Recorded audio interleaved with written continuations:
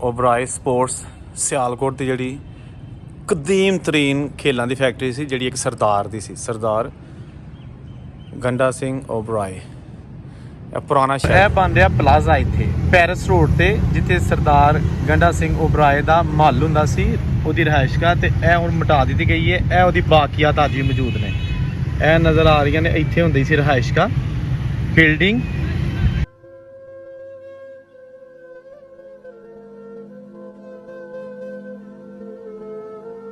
बन चुकी ने लेकिन यह शैड हले भी पुराना ही है।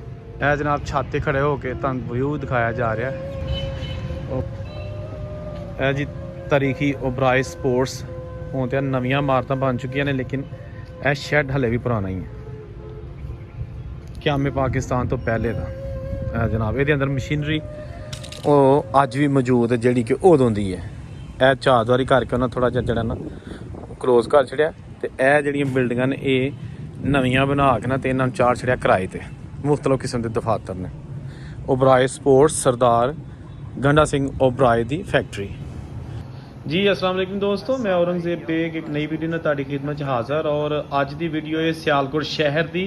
और सियालकोट शहर दे विच वो वाक़या फैक्ट्री जिहड़ी कि पुरानियां फैक्ट्रियां जिहदा शुमार होंदा है, यानी कि बानी फैक्ट्रियां जिन्हां ने सियालकोट दे विच खेलों का समान तैयार करन दा आगाज़ किया।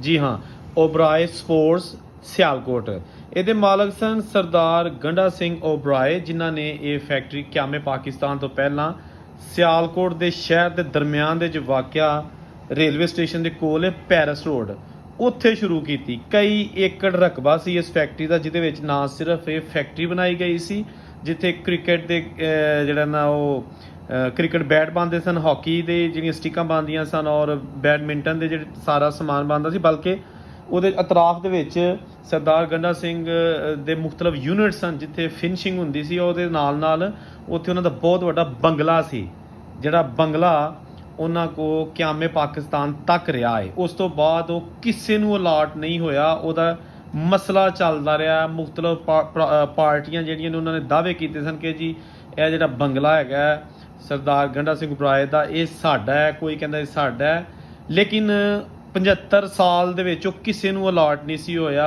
ਉਹਨੂੰ ਤਾਲੇ ਲੱਗੇ ਰਹੇ ਨੇ। ਇਸ ਵੀਡੀਓ ਤੁਹਾਨੂੰ ਦੱਸਾਂਗਾ ਕਿ ਉਹ ਜਿਹੜਾ ਬੰਗਲਾ ਸੀ ਉਹਨੂੰ ਖਤਮ ਕਰ ਦਿੱਤਾ ਗਿਆ, ਉਹ ਡਿਮਾਲਿਸ਼ ਹੋ ਗਿਆ ਤੇ ਉੱਥੇ ਹੁਣ ਪਲਾਜ਼ਾ ਬਣਨ ਲੱਗਾ।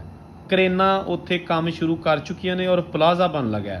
ਤੇ ਇਹਦੇ ਨਾਲ ਨਾਲ ਜਿਹੜੀ ਓਬਰਾਏ ਫੈਕਟਰੀ ਹੈਗੀ ਸੀ ਪੈਰਿਸ ਰੋਡ ਤੇ ਅੱਜ ਵੀ ਉਹਦੇ ਆਸਾਰ ਬਾਕੀ ਨੇ। ਗੋ ਕੇ ਉੱਥੇ ਚਾਰੋਂ ਤਰਫ ਬਿਲਡਿੰਗਾਂ ਬਣ ਚੁੱਕੀਆਂ ਨੇ, ਕਾਰੋਬਾਰੀ ਮਰਾਕਜ਼ ਬਣ ਚੁੱਕੇ ਨੇ, ਬੈਂਕ ਦਫ਼ਤਰ ਦੁਕਾਨਾਂ, लेकिन वो बैक साइड ते अज भी वो सारा समान जो बचिया कच्चा स्क्रैप होया वो फैक्ट्री दे मौजूद है।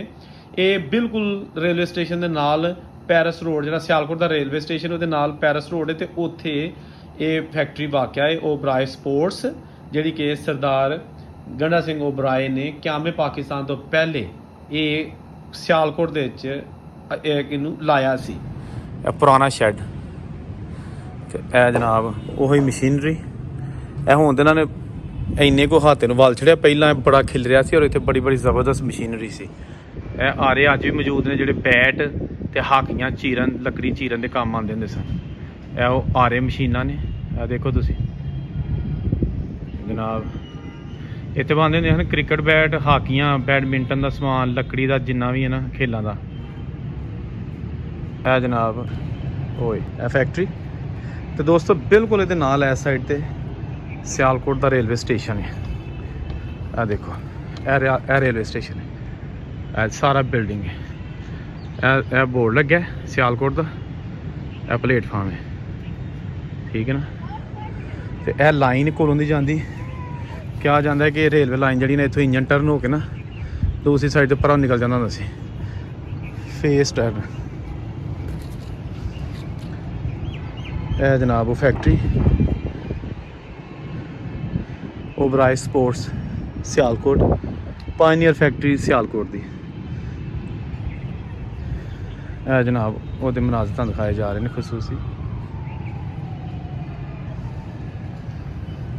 ਇਹਦਾ ਬਹੁਤ ਜ਼ਿਆਦਾ ਰਕਬਾ ਹੁੰਦਾ ਸੀ ਜਿਹੜਾ ਸਾਨੂੰ ਦੱਸਿਆ ਗਿਆ ਨਾ, ਇਹ ਬਹੁਤ ਜ਼ਿਆਦਾ ਰਕਬਾ ਦਾ ਹੁੰਦਾ ਸੀ ਕਚਹਿਰੀ ਰੋਡ, ਪੈਰਿਸ ਰੋਡ, ਉਹ ਸਾਰਿਆਂ ਦੇ ਵਿੱਚ ਜਿਹੜਾ ਨਾ ਇਹ ਸਮਾਈ ਸੀ। ਬਿਲਕੁਲ ਸਿਆਲਕੋਟ ਸਟੇਸ਼ਨ ਜਿਹੜਾ ਨਾ ਰੇਲਵੇ ਸਟੇਸ਼ਨ ਹੈ ਉਹਦੇ ਨਾਲ ਹੈ। ਲੋ ਜੀ ਦੋਸਤੋ, ਇਹ ਬਣ ਰਿਹਾ ਪਲਾਜ਼ਾ ਇੱਥੇ ਪੈਰਿਸ ਰੋਡ ਤੇ, ਜਿੱਥੇ ਸਰਦਾਰ ਗੰਡਾ ਸਿੰਘ ਓਬਰਾਏ ਦਾ ਮਹੱਲ ਹੁੰਦਾ ਸੀ, ਉਹਦੀ ਰਿਹਾਇਸ਼ਗਾਹ, ਤੇ ਇਹ ਹੁਣ ਮਿਟਾ ਦਿੱਤੀ ਗਈ ਹੈ। ਇਹ ਉਹਦੀ ਬਾਕੀਆਤ ਅੱਜ ਵੀ ਮੌਜੂਦ ਨੇ। ਇਹ ਨਜ਼ਰ ਆ ਰਹੀਆਂ ਨੇ, ਇੱਥੇ ਹੁੰਦੀ ਸੀ ਰਿਹਾਇਸ਼ਗਾਹ ਬਿਲਡਿੰਗ, ਜਿਹੜੀ ਕਿ 1947 ਤੋਂ ਲੈ ਕੇ ਹੁਣ ਤੱਕ ਬੰਦ ਸੀ, ਕਿਸੇ ਨੂੰ ਅਲਾਟ ਨਹੀਂ ਸੀ ਹੋਈ, ਔਰ ਉਹ 1947 ਤੋਂ ਲੈ ਕੇ ਹੁਣ ਤੱਕ ਤਾਲੇ ਲੱਗੇ ਸਨ। ਲੇਕਿਨ ਇੰਤਜ਼ਾਮੀਆਂ ਜਿਹੜੀ ਵੀ ਉਹਨਾਂ ਲੱਭੇਤਰ ਜਾਂਦਾ ਉਹਨਾਂ ਨੂੰ ਮਿਟਾ ਦਿੱਤੀ ਹੈ ਤੇ ਇੱਥੇ ਬਣ ਰਿਹਾ ਪਲਾਜ਼ਾ। ਇਹਦੇ ਬੋਰਡ ਲਾਤੇ ਨੇ ਜਗ੍ਹਾ ਜਗ੍ਹਾ, ਮਾਰਕੀਟਿੰਗ ਹੋ ਰਹੀ ਹੈ। ਤੇ ਆਖਰੀ ਨਿਸ਼ਾਨੀ ਜਿਹੜੀ ਸੀ ਸਰਦਾਰ ਗੰਡਾ ਸਿੰਘ ਓਬਰਾਏ ਦੀ, ਓਬਰਾਏ ਸਪੋਰਟਸ ਵਾਲਿਆਂ ਦੀ, ਉਹ ਹੁਣ ਬਿਲਕੁਲ ਖਤਮ ਹੋ ਗਈ ਹੈ। ਇਹ ਸਾਰਾ ਏਰੀਆ ਜਨਾਬ ਤੁਸੀਂ ਦੇਖ ਰਹੇ ਹੋ, ਇਹ ਪੈਰਿਸ ਰੋਡ ਤੇ ਵਾਕਿਆ, ਇਹ ਪੈਰਿਸ ਰੋਡ, ਔਰ ਇੱਥੇ ਆ ਪਿੱਛੇ ਆ ਸਾਰਾ ਏਰੀਆ ਓਬਰਾਏ ਸਪੋਰਟਸ ਵਾਲਿਆਂ ਦਾ ਹੁੰਦਾ ਸੀ, ਜਿਹੜੀ ਕਿ ਹੁਣ ਆਹਿਸਤਾ ਆਹਿਸਤਾ ਖਤਮ ਹੋ ਗਈ ਹੈ। ਦੋਸਤੋ ਕਿਹਾ ਜਾਂਦਾ ਕਿ ਇਹ ਜਿਹੜੀ ਫੈਕਟਰੀ ਹੈਗੀ ਹੈ ਨਾ ਓਬਰਾਏ ਸਪੋਰਟਸ, ਇਹ ਬਾਨੀ ਫੈਕਟਰੀਆਂ ਦੇ ਵਿੱਚ ਹੈਗੀ ਹੈ ਸਿਆਲਕੋਟ ਦੇ ਵਿੱਚ ਸਪੋਰਟਸ ਦਾ ਕੰਮ ਸ਼ੁਰੂ ਕਰਨ ਵਿੱਚ। ਇੱਥੇ ਬਹੁਤ ਜ਼ਿਆਦਾ ਵਰਕਰ ਸਨ, ਔਰ ਉਹਨਾਂ ਵਰਕਰਾਂ ਨੂੰ ਜਿਹੜੀਆਂ ਤਨਖਾਹਾਂ ਤੇ ਜਿਹੜੀਆਂ ਉਹਨਾਂ ਦੇ ਅਲਾਉਂਸਸ ਸਨ ਉਹ ਇਸ ਤਰ੍ਹਾਂ ਹੀ ਦਿੱਤੇ ਜਾਂਦੇ ਸਨ ਜਿਸ ਤਰ੍ਹਾਂ ਕਿ ਉਸ ਦੌਰ ਦੇ ਵਿੱਚ ਇੱਕ ਸਰਕਾਰੀ ਮੁਲਾਜ਼ਮ ਨੂੰ ਚੀਜ਼ਾਂ ਲੱਭਦੀਆਂ ਹੁੰਦੀਆਂ ਸਨ। ਬਰ ਵਕਤ ਤਨਖਾਹ ਮਿਲਦੀ ਹੁੰਦੀ ਸੀ, ਓਵਰ ਟਾਈਮ ਮਿਲਦੇ ਹੁੰਦੇ ਸਨ। ਉਸ ਦੇ ਇਲਾਵਾ ਫਿਰ ਜਨਾਬ ਉਹਨਾਂ ਨੂੰ ਹਾਊਸ ਰੈਂਟ ਤੇ ਬੈਨੇਵੀਲੈਂਟ ਫੰਡ ਔਰ ਪੈਨਸ਼ਨ ਦੀ ਸਹੂਲੀਅਤ ਵੀ ਦਿੱਤੀਆਂ ਗਈਆਂ ਸਨ। ਔਰ ਸਰਦਾਰ ਗੰਡਾ ਸਿੰਘ ਓਬਰਾਏ ਨੇ ਜਿਹੜੀਆਂ ਆਪਣਾ ਇੱਥੇ ਸਿਸਟਮ ਲਾਇਆ ਸੀ, ਉਹ ਬੜਾ ਹੀ ਇੱਕ ਆਲਾ ਮਿਆਰ ਦਾ ਸੀ, ਔਰ ਇੱਥੇ ਜਿਹੜਾ ਸਮਾਨ ਤਿਆਰ ਹੁੰਦਾ ਸੀ ਉਹ ਵੀ ਐਕਸੀਲੈਂਟ ਹੁੰਦਾ ਸੀ। ਤੇ ਕਿਹਾ ਜਾਂਦਾ ਜਿਹੜਾ ਕਿ ਉਹ ਪਤਾ ਲੱਗਿਆ ਕਿ ਜੰਮੂ ਕਸ਼ਮੀਰ ਤੋਂ ਇਹਦੀ ਲੱਕੜ ਆਉਂਦੀ ਹੁੰਦੀ ਸੀ, ਤੇ ਜਿਹੜੀਆਂ ਮੁੱਠੀਆਂ 'ਚ ਲੱਕੜ ਲੱਗਦੀ ਹੁੰਦੀ ਸੀ ਉਹ ਦਿੱਲੀ ਤੋਂ ਆਉਂਦੀ ਹੁੰਦੀ ਸੀ, ਔਰ ਜਿਹੜੀ ਮੁੱਠਾਂ ਬੈਟ ਦੀਆਂ ਮੁੱਠਾਂ ਦੇ ਉੱਤੇ ਰਬੜ ਚੜ੍ਹਦੀ ਹੁੰਦੀ ਸੀ ਨਾ, ਉਹ ਮਲੇਸ਼ੀਆ ਦੀ ਚੋਂ ਆਉਂਦੀ ਹੁੰਦੀ ਸੀ। ਉਦੋਂ ਮਲਾਇਆ ਉਹਦਾ ਨਾਂ ਸੀ ਮਲਾਇਆ, ਲੇਕਿਨ ਹੁਣ ਮਲੇਸ਼ੀਆ ਤੋਂ ਮੰਗਵਾਉਂਦਾ ਹੁੰਦਾ ਸੀ। ਤੇ ਉਹਨਾਂ ਨੇ ਬੜੇ ਵਸੀਹ ਪੈਮਾਨੇ 'ਤੇ ਕਾਰੋਬਾਰ ਸ਼ੁਰੂ ਕੀਤਾ ਸੀ। ਇੱਥੇ ਸਪੋਰਟਸ ਦੀ ਤਕਰੀਬਨ ਹਰ ਚੀਜ਼ ਬਣਦੀ ਸੀ, ਲੱਕੜ ਨਾਲ ਰਿਲੇਟਡ ਹਰ ਚੀਜ਼ ਇਸ ਫੈਕਟਰੀ ਦੇ ਵਿੱਚ ਬਣਾਈ ਜਾਂਦੀ ਹੁੰਦੀ ਸੀ। ਔਰ ਫਿਰ ਉਹ ਜਿੱਥੇ ਜਿੱਥੇ ਵੀ ਉਹਦਾ ਮਤਲਬ ਠੇਕੇਦਾਰ ਉਹਨੂੰ ਲੈ ਜਾਂਦੇ ਸਨ, ਉਹ ਉੱਥੇ ਜਾਂਦੀ ਹੁੰਦੀ ਸੀ। ਤੇ ਇਹ ਜਨਾਬ ਤੁਸੀਂ ਖਸੂਸੀ ਮਨਾਜ਼ਰ ਜਿਹੜੇ ਨੇ ਇਸ ਵੀਡੀਓ 'ਚ ਵੇਖੇ ਨੇ।